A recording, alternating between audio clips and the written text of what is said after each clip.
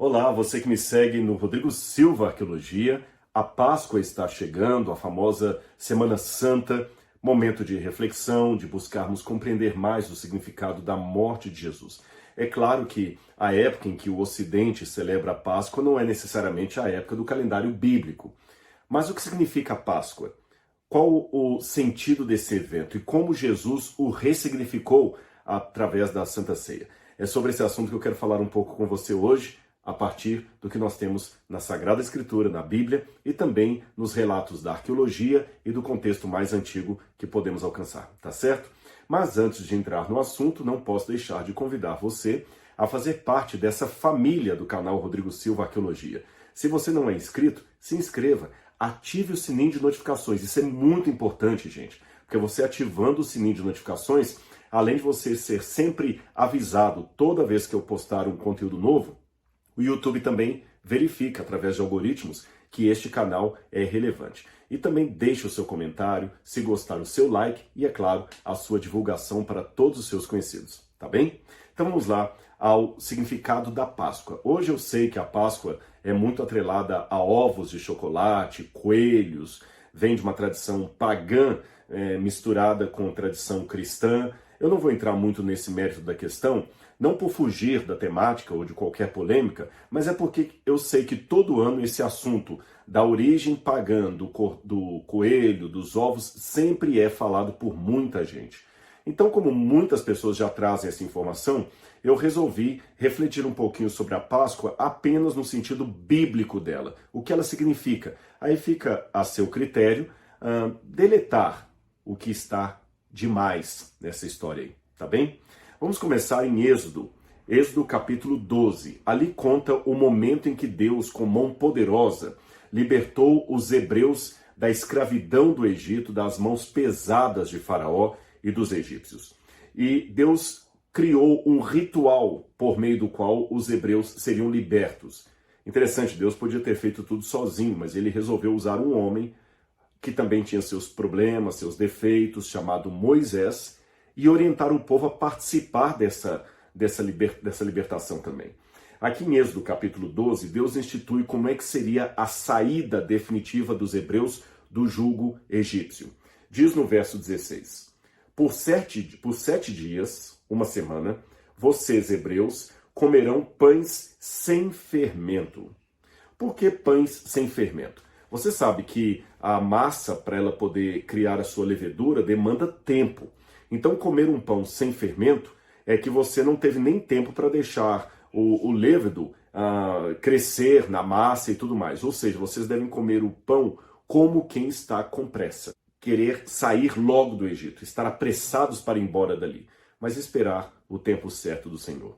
E o que aconteceu? No verso 21, a história continua dizendo que Deus chamou Moisés e todos os anciãos do povo, ou seja, 7 dias depois que eles estavam comendo os pães sem fermento, e Deus disse, escolham e peguem cordeiros para as famílias de vocês, e matem esses animais para celebrar a Páscoa. Interessante, há pouco tempo eu fiz um vídeo no Instagram sobre adorando e cantando em meio à dor, onde eu falo lá da importância de agradecer a Deus, celebrar a vitória mesmo antes que ela aconteça. Ou seja, os hebreus ainda não tinham saído do Egito. Mesmo assim, pela fé, tinham que celebrar uma saída que ainda não tinha acontecido. Ter a certeza que Deus vai cumprir com aquilo que ele promete. Então, interessante, eles deveriam matar esses cordeiros para celebrar a Páscoa. E como eles deveriam celebrar essa Páscoa? É interessante que a palavra Páscoa, que aparece aqui no hebraico, é a palavra Pessar.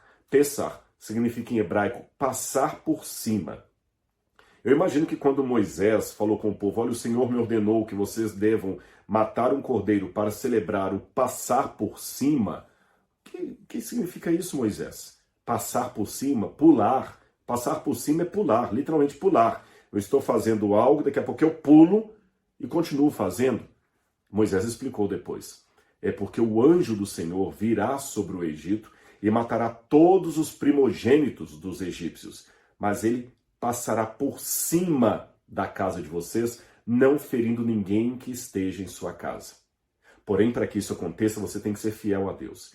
Esse cordeiro que você vai matar no dia 14 do mês, você vai matar esse cordeiro na parte da manhã e vai comer a carne dele à noite. Aí à noite para o judeu já era o dia 15, porque no calendário judaico da Bíblia, e até hoje também seguido pelos religiosos de Israel, os dias não são demarcados de meia-noite a meia-noite, mas de pôr do sol a pôr do sol. Em outras palavras, enquanto para nós aqui brasileiros, segunda-feira, 7 horas da noite, é segunda, 7 horas da noite, para a Bíblia já é terça-feira, porque a segunda-feira terminou ao pôr do sol. Perceberam? A noite de segunda-feira, de acordo com a Bíblia, aconteceria na noite do que nós chamamos domingo. E ao pôr do sol de domingo começaria a segunda. Ao pôr do sol de segunda começaria a terça. Ao pôr do sol de terça começaria a quarta e assim por diante. É por isso que aqueles que guardam sábado, como nós adventistas, judeus e outros grupos aí, muitos guardamos ao pôr do sol. Ou seja, quando o sol se põe na sexta-feira, o Shabat está começando. Então eles comeriam o cordeiro no dia 14 e quando fosse a noite daquele dia, que para eles já era o dia 15, eles deveriam comer o cordeiro. Matava durante o dia, comia à noite. Mas eles não comiam num jantar qualquer. Esse cordeiro deveria ser comido com ervas amargas e pão, sem fermento, é claro. Mas algo deveria ser feito com o sangue daquele cordeiro. Moisés disse o seguinte, no verso 22, peguem ramos de hisopo, molhem no sangue que estiver na bacia e marquem a viga superior da porta e suas ombreiras com o sangue que estiver na bacia, e que nenhum de vocês saia da porta de sua casa até pela manhã. Muitos hebreus fizeram isso. Eles mataram o cordeiro durante o dia, pegaram o sangue dele, passaram na viga das portas, no umbral da porta ali, né, no batente da porta, passaram ali, cobriram ali como se fosse uma tinta mesmo vermelha, e à noite, trancados em casa, comeram a carne daquele cordeiro com ervas amargas, o pão, e não saíram de casa. Naquela noite, os primogênitos dos egípcios morreram, mas os primogênitos dos hebreus foram poupados. E logo em seguida, depois disso, o povo foi liberto para ir ao deserto e atravessar o Mar Vermelho, e o resto da história você conhece. Deus então fez uma ordenança aos hebreus já naquele período ali de saída. Ele disse o seguinte, no verso 24, portanto, guardem isto por estatuto para vocês e para os seus filhos para sempre. E quando estiverem na terra que o Senhor lhes dará, como prometeu, observem esse rito. Quando seus filhos perguntarem que rito é este, respondam, é o sacrifício da Páscoa, da Pêssar, do passar por alto, ao Senhor, que passou por cima das causas dos filhos de Israel no Egito, quando matou os egípcios e livrou as nossas casas. Percebeu? Ele usa a palavra Pêssar, Páscoa em cima, embaixo ele dá o significado. Vocês responderão aos seus filhos, essa é a Pêssar do Senhor, porque naquele dia o Senhor passou por alto dos hebreus e só permitiu a morte dos egípcios. Por isso que os hebreus, até hoje, os judeus, celebram a Páscoa de uma maneira um tanto diferente da Bíblia. Eu vou explicar as razões por quê. Mas isso sempre foi celebrado. Ou melhor, houve momentos na história de Israel que, por apostasia, o povo parou de celebrar a Páscoa. Eles já não celebravam mais. Algumas mudanças também aconteceram nesse tempo. Por exemplo, em 2 Crônicas, capítulo 30, que eu vou ler para vocês aqui, fala de uma das reformas religiosas que houve em Israel, justamente por causa das apostasias que eu estou citando aqui para vocês. 2 Crônicas, capítulo 30, só um minuto que eu vou abrir aqui para vocês. Diz assim, olha, celebração da Páscoa. Aqui é a reforma de Ezequias. Capítulo 30, verso 1. Depois disso, Ezequias enviou mensageiros por todo Israel e Judá. Escreveu também cartas para as tribos de Efraim e Manassés, para que viessem à casa do Senhor em Jerusalém. Isto é o templo já existia, para celebrarem a Páscoa do Senhor, Deus de Israel. Porque o rei e seus príncipes e toda a congregação em Jerusalém tinham combinado em celebrar a Páscoa no 2º mês. Isso vai mudar depois, tá bom? Não puderam celebrá-la do devido tempo, porque não tinham santificado os sacerdotes em número suficiente, por isso que eles passaram para o segundo mês, mas o correto seria no primeiro mês. E o povo ainda não havia se reunido em Jerusalém. Então essa passagem da Bíblia aqui dá a entender que a partir, talvez, do reino de Ezequias, agora ficou organizado que o povo só celebraria a Páscoa em Jerusalém. A essa altura já havia uma divisão do reino, os assírios já estavam atacando o norte, uma série de coisas estavam acontecendo. Então Ezequias queria de alguma maneira unificar o povo que estava começando a ficar disperso. Uma maneira de unificar o povo seria convidando todos para que nas festas anuais da Páscoa, eles viessem celebrar a Páscoa em Jerusalém. Antes disso, ou pelo menos na época dos hebreus ali, na divisão das tribos, lá no deserto, antes dos reis de Israel, tudo indica que a Páscoa podia ser celebrada em qualquer lugar. A família, quando chegasse o dia da Páscoa, o pai matava o cordeiro e comia com todos aquela noite em casa ali. Mas parece que da época de Ezequias em diante, a Páscoa só poderia ser celebrada em Jerusalém. Também há alguns que pensam que na época que o santuário estava em Shiló, que a Páscoa também só era celebrada no santuário em Shiló. Era uma maneira de reunir o povo. Então você não pode mais celebrar a Páscoa em qualquer lugar que você estiver. O lugar de comer o cordeiro pascal é em Jerusalém, porque somente lá existe um culto válido. Alguém pode pensar, mas por que esse monopólio do sagrado? Havia muitas razões. Uma delas, por exemplo, é que a idolatria campeava em muitas tribos. Então corria-se o risco de alguém fazer um sincretismo religioso, talvez lá em Dan. Dan já tinha um templo, um altar pagão, desde a época de Jeroboão, e podia acontecer que alguém faria um sacrifício a um deus cananita, ou um deus pagão ali, a Baal, o famoso Baal, e celebraria um cordeiro pascal em homenagem a Baal. E ofereceria ao povo como sendo a Páscoa do Senhor. Podia acontecer isso. Então, para evitar que sacrifícios fossem feitos de maneira errada ou por qualquer um, Deus, validando até o que havia sido dito, que os levitas é que cuidariam dos serviços litúrgicos do templo, determinou, através do rei Ezequias, que a Páscoa só seria celebrada em Jerusalém e que os hebreus só comeriam o cordeiro que foi morto no templo de Jerusalém pelos sacerdotes do Senhor. Isso depois foi repetido aqui na época de Josias. O livro de 2 Crônicas, capítulo 35, diz, verso 1, Josias celebrou a Páscoa ao Senhor em Jerusalém. E eles mataram os cordeiros da Páscoa no 14º dia do primeiro mês, como eu falei com vocês, no dia 14 do mês de Abib, ou primeiro mês. Abib, ou Aviv, significa primavera em hebraico. Tanto é que a cidade de Tel Aviv, que muitos consideram a capital de Israel, mas Israel considera Jerusalém a capital do país, é bom distinguir isso. Tel Aviv pode ser a capital de Israel para muitos países, mas para os israelenses, a capital de Israel é inegociavelmente Jerusalém. Alguns países já estão reconhecendo esse direito aí, mas isso é outra história. Apenas para ilustrar para vocês, Tel Aviv, Tel significa colina em hebraico, Aviv, primavera, Av, primavera, né? Então Tel Aviv, colina da primavera, ou colina primaveril. Então o mês que nós chamamos de abril, na verdade seria abril-março pelo nosso calendário, para os judeus seria o primeiro mês do ano religioso, o mês que inaugurava com o começo da primavera, por isso ele era chamado de mês de Aviv, ou Abib, como alguns pronunciam, o mês da primavera. Nesse primeiro mês, quando fosse no 14º dia, todos deveriam começar a comer pães sem fermento. Pois vamos continuar aqui. Esse símbolo da Páscoa, como sendo a retirada de Deus do Egito, era muito importante para a identidade judaica dos tempos bíblicos. E no Novo Testamento, Jesus celebrou a Páscoa dos judeus várias vezes. Ele veio a Jerusalém. Agora, é interessante, quando a gente vai a Marcos 14, ali fala da última ceia de Jesus.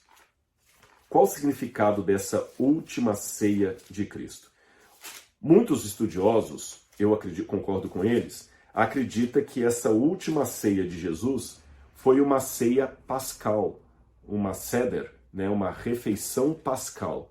Outros acham que não, foi apenas uma refeição normal que Jesus deu significado cristão para ela. Então existe esse debate entre os teólogos. A Santa Ceia de Jesus era uma refeição pascal como aquela prescrita no Antigo Testamento ou não era uma refeição pascal? Aqueles que acreditam que não era uma refeição pascal lançam uma questão que realmente é um longo debate ao longo da história do cristianismo. Eu falei com vocês que a ceia da Páscoa deveria ser comida com ervas amargas e o cordeiro que foi morto no dia 14. Correto? O cordeiro foi morto no dia 14 e à noite eles deveriam comer a carne desse cordeiro com ervas amargas. Com o tempo foi acrescentado também, segundo o Talmud, a presença do vinho e do pão sem fermento. Mas quando a gente lê a Santa Ceia de Jesus, em nenhum lugar diz que Jesus comeu o cordeiro. Também não se fala de ervas amargas. Então será que Jesus não celebrou a Páscoa naquela noite em que ele fora traído? Será que era uma outra refeição que não a pascal?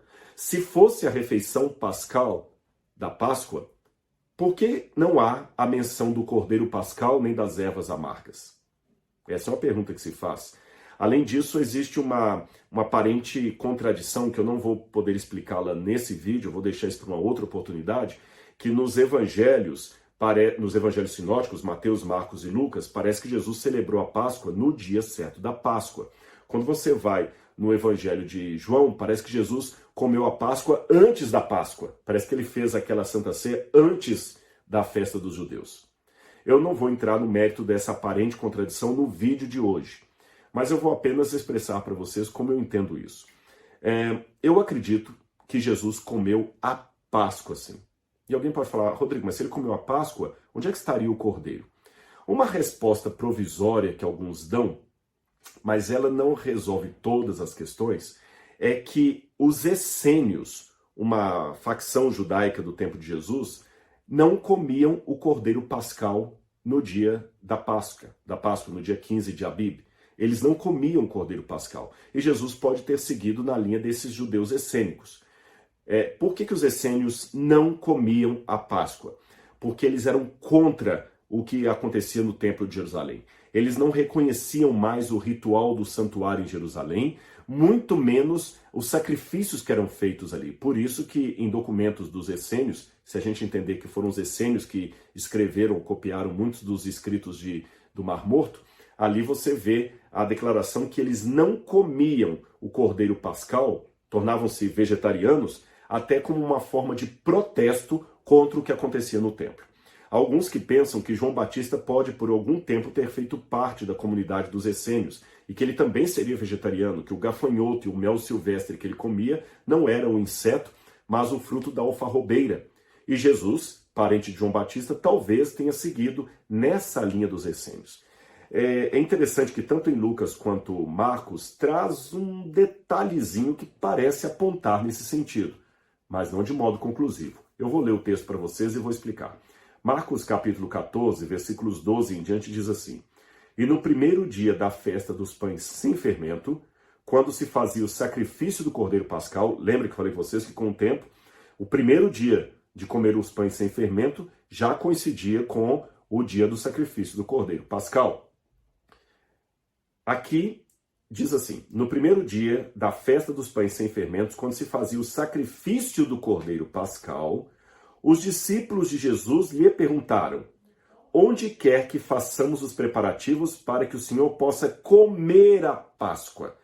Essa palavra Páscoa em grego é Pascha, que é uma adaptação ao grego daquele hebraico Pessah. Os hebreus chamavam a Páscoa de Pessah. Os hebreus de fala grega chamavam de Pascha. Pessah em hebraico, Pascha em grego. Flávio Josefo até fala de uma maneira diferente, ele fala de Fasca, que é uma maneira também de colocar o hebraico num som grego. Mas de qualquer maneira, a palavra Pascha ou Pasca, Páscoa, como aparece no Novo Testamento grego, ela pode significar a festa da Páscoa, a ceia da Páscoa ou o cordeiro pascal. Então, quando o evangelista fala, quando se fazia o sacrifício do cordeiro pascal, e em seguida coloca os discípulos perguntando: onde o Senhor quer que preparemos para que o Senhor possa comer a Páscoa? Evidentemente, eles estavam se referindo a tudo que envolvia a cerimônia. E se Jesus, por acaso, falasse assim, olha, vamos comer, mas não tem o cordeiro pascal, esta é uma informação muito importante para não ser anotada pelo evangelista. Seria uma contradição, seria como numa igreja católica um padre resolvesse fazer a missa sem a Eucaristia. Seria uma coisa tão fora do comum que alguém descrevendo o ato desse padre colocaria: o padre celebrou a missa sem a Eucaristia, porque não é algo comum. Agora, quando eu digo o padre celebrou a missa, eu não preciso necessariamente perguntar, tá, mas teve Eucaristia ou não teve? Se ele celebrou a missa, e toda a missa tem Eucaristia, logo teve Eucaristia na missa do padre. Perceberam a minha comparação? Se os hebreus comiam cordeiro pascal, exceto os essênios, e Jesus fala, vamos preparar a Páscoa, é lógico que estava incluído o cordeiro pascal. Mas eu admito que tem uma coisa aqui no verso seguinte que dá um questionamento a isso que eu falei. Não é uma conclusão, mas dá um questionamento. É que diz assim, Jesus, verso 13, enviou 2 de seus discípulos dizendo-lhes, vão até a cidade. Ali, um homem, trazendo um cântaro de água, sairá ao encontro de vocês. Sigam esse homem e digam ao dono da casa em que ele entrar, que o mestre pergunta, onde fica o meu aposento, no qual eu comerei a Páscoa com os meus discípulos. Geralmente, quem carregava cântaros de água na cabeça eram as mulheres, não eram os homens. Mas os essênios, para se identificar, quando eles estavam numa cidade, homens essênios, eles colocavam um cântaro d'água na cabeça para que todo mundo soubesse que ele é um membro da seita dos essênios. Então, quando Jesus manda os discípulos procurarem um homem com um cântaro na cabeça, é quase certo que esse homem era um essênio. Logo, Jesus teve a participação de um essênio para preparar a Páscoa dele. Se assim foi, talvez Jesus seguiu a liturgia dos essênios que não comiam cordeiro pascal. É uma possibilidade. Mas calma, vamos devagar. Em Lucas, capítulo 22, praticamente a mesma informação é dada pelo evangelista. Capítulo 22, Lucas fala a mesma coisa. 22, verso 7. Chegando o dia da festa dos pães sem fermento, em que era necessário fazer o sacrifício do cordeiro pascal, então Jesus enviou Pedro e João dizendo, vão, preparem a Páscoa para que comamos. Eles perguntaram, Senhor, onde a preparemos? Quer que a preparemos? Ele falou, ao entrar na cidade, vocês encontrarão um homem com um cântaro de água. Sigam esse homem, etc, etc. Mas devemos levar em consideração que nós não temos todos os detalhes da seita dos essênios. E nós não podemos afirmar, para longe de qualquer questionamento, que os essênios não comessem o sacrifício pascal. Na verdade, os essênios eram contra o sacrifício que era feito no templo. Mas muitos deles talvez faziam o sacrifício do cordeiro, porque se tinha uma coisa que eles queriam seguir à risca, eram as normas da lei mosaica, especialmente de purificação. Então, embora tenha esses questionamentos que eu estou levantando para vocês aqui, e alguém pode falar, poxa, Rodrigo, mas por que você fala uma coisa e você mesmo apresenta um argumento que pode minar o que você está dizendo?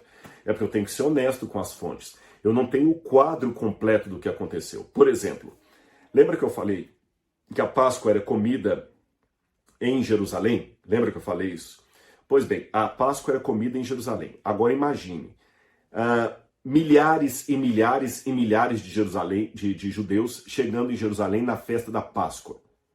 E cada família comendo um cordeiro pascal. Como é que dava para sacrificar todos os cordeiros no templo e distribuir para essas famílias todas comerem ali nos arredores de Jerusalém? Eu não sei.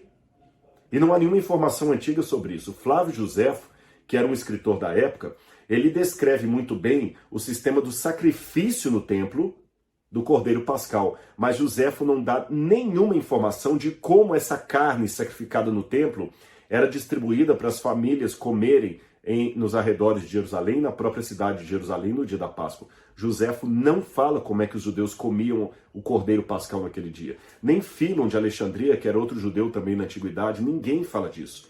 Nós temos algumas informações do Talmud, mas há autores como David Flusser, por exemplo, Neusner, também que questionam ficar usando muito o Talmud, que data de 200 anos depois, para entender os dias de Jesus. Aliás, o David Flusser, que eu mencionei para vocês, um dos maiores professores da Universidade Hebraica sobre Jesus e o judaísmo, ele mesmo dizia que quando você compara o ensinamento de Jesus com os essênios, Jesus estava mais próximo dos fariseus do que dos essênios, então não posso dizer que Jesus era essênio, o admirador dos essênios. Então há muitas dúvidas, nós levantamos hipóteses e eu tenho que ser honesto com elas aqui. Percebeu? Agora, hipóteses à parte, tem uma coisa que eu posso afirmar para vocês. À medida que o cristianismo foi desenvolvendo, de fato, o cordeiro desapareceu daquela cerimônia que nasceu da ceia pascal. Eu me refiro agora sim à Santa Ceia. Quando você vai para 1 Coríntios capítulo 11, quando Paulo vai dar as orientações de Deus de como a Santa Ceia deveria ser comida, Paulo diz bem claro assim, 1 Coríntios capítulo 11, versículo 23. Ele fala antes disso que devemos comer a ceia com respeito, de maneira digna, etc. E ele diz, porque o que recebi do Senhor também lhes entreguei, que o Senhor Jesus, na noite em que fora traído, tomou o pão, e tendo dado graças, o partiu e disse, esse é o meu corpo que é dado por vós, façam isso em memória de mim. Do mesmo modo, depois da ceia, pegou também o cálice, dizendo, esse cálice é a nova aliança no meu sangue, façam isso todas as vezes que o beberem, em memória de mim. Como você vê, aqui na Santa Ceia, agora sim na Santa Ceia, não há mais a presença de ervas amargas, nem do cordeiro. O que significa isso para aquele que era judeu e havia reconhecido Jesus como o Messias? Significa que a Páscoa era, além de uma lembrança, um memorial, um ritual cristão, era também uma renúncia. Isso mesmo, uma renúncia. Porque ele, como judeu, participar agora de uma ceia, cujo sangue, ainda que simbolicamente, era bebido através do vinho, isso era proscrito na religião judaica. O judeu jamais pode comer sangue, nem beber sangue. E agora ele tem que tomar um vinho, na minha opinião, não fermentado, um vinho sem fermento, mas esse vinho que ele toma era a representação do sangue de alguém. Ao fazer isto, ele estava renunciando às suas heranças judaicas. Isso não era fácil. Olha que interessante, ao mesmo tempo que a Santa Ceia tem as suas raízes na Páscoa judaica, ao mesmo tempo que ela nasce do judaísmo, ela também significa uma ruptura com o judaísmo, abraçando o que Jesus chamou de a nova aliança, o novo acordo. E para não ir tão longe, mesmo a Páscoa, instituída pela primeira vez por Deus aos hebreus que estavam cativos no Egito, mesmo essa Páscoa também significou uma ruptura. Raciocine comigo. Os hebreus ficaram, na minha opinião, 2 séculos e pouco ali no Egito. Eu não acredito que eles ficaram 400 anos no Egito. Isso é outra história para outro vídeo. Eles ficaram 270 anos aproximadamente no Egito. Seja 400 anos na opinião de alguns, ou 200 e poucos anos na opinião que eu defendo.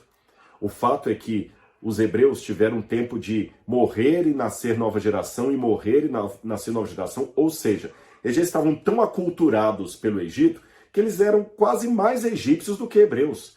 Eram como japoneses do bairro da Liberdade em São Paulo.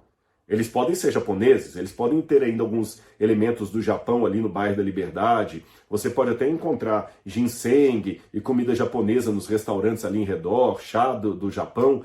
Mas aqueles japoneses do bairro da Liberdade são mais brasileiros do que japoneses.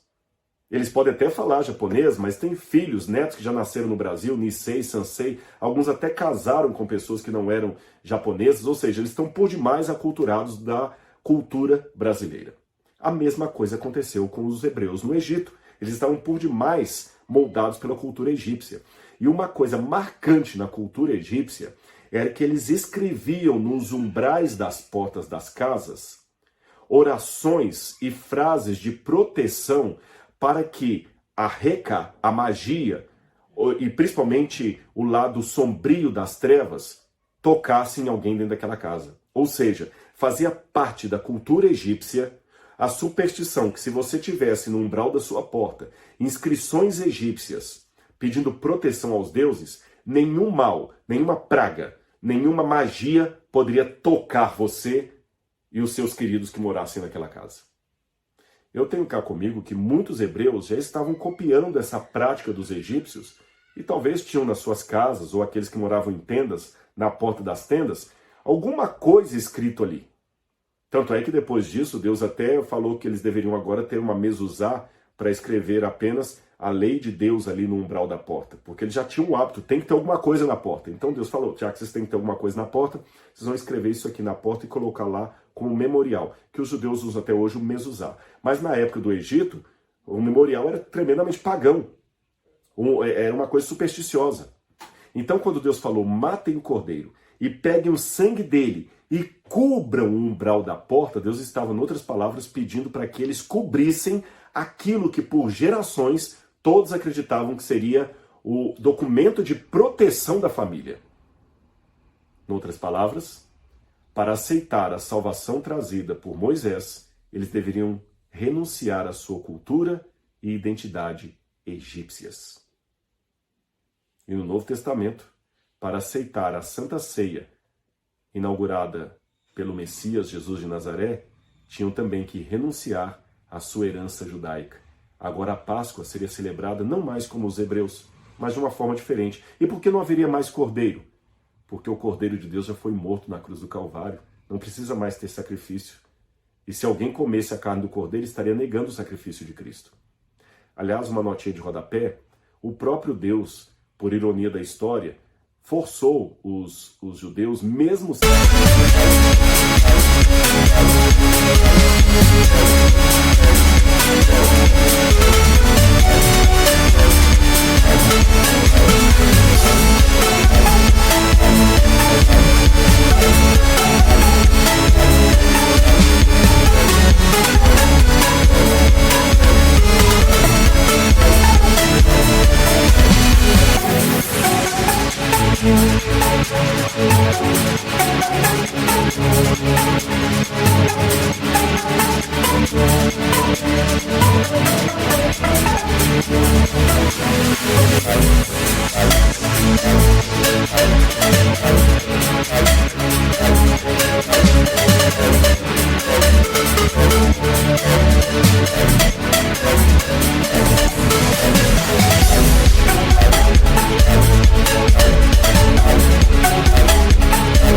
aceitarem que Jesus é o Cordeiro que veio para morrer na cruz do Calvário, mesmo sem aceitar o messianismo de Cristo, Deus lhes tirou o templo no ano 70, de modo que os judeus até hoje não podem mais oferecer sacrifícios porque não tem o templo em Jerusalém.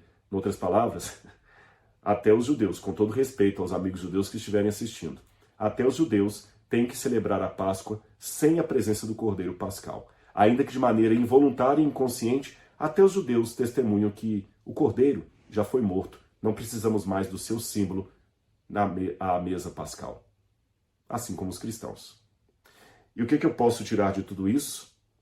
Que Páscoa hoje também, além de todas as verdades que são ditas aí no YouTube, que ela simboliza agora a Deus nos retirar do Egito do pecado para uma novidade de vida, que ela lembra o sacrifício de Cristo, etc, etc, etc, a Páscoa também deveria significar para nós renúncia. A renúncia do mundo, quem sabe até da cultura comercial em que vivemos. Não é fácil. Todo mundo celebra a Páscoa desse jeito, por que nós vamos fazer diferente? Renúncia. Foi a palavra que Deus pediu para os hebreus ao saírem do Egito e para os judeus ao se tornarem seguidores de Jesus Cristo. Pense nisso. Nessa Páscoa, você está disposto a renunciar ao mundo e às tradições mundanas em nome da verdadeira Páscoa e do verdadeiro Cordeiro, que é Cristo Jesus? Algo a se pensar. Um grande abraço e até o nosso próximo vídeo. Tchau, tchau.